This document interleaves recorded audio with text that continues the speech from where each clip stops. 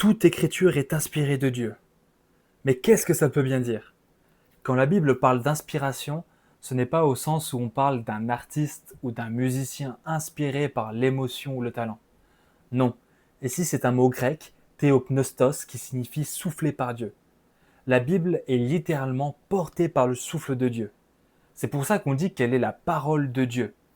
Pas simplement qu'elle contient des idées humaines sur Dieu, mais qu'elle est entièrement issue de lui. Voici ce que cela implique.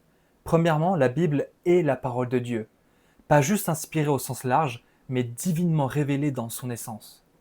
Deuxièmement, l'inspiration est plénière. Toute l'écriture est inspirée, pas seulement les grandes doctrines ou les paroles de Jésus, mais aussi les commandements moraux, par exemple, les récits historiques, les détails géographiques, les généalogies, les proverbes. Mais attention, tout cela est utile, même si tout n'est pas d'égale importance, on est d'accord. Troisièmement, l'inspiration est verbale. Chaque mot compte. Ce n'est pas juste les idées qui viennent de Dieu, mais les mots choisis par les auteurs humains, portés par l'Esprit. Quatrièmement, l'inspiration concerne les manuscrits originaux. Ce sont les autographes, c'est-à-dire les écrits initiaux des auteurs bibliques, qui sont parfaitement inspirés. Les copies et les traductions sont fiables, mais elles ne sont pas exemptes d'erreurs humaines mineures. Cinquièmement, l'inspiration est dans le texte, pas dans l'auteur ni le lecteur.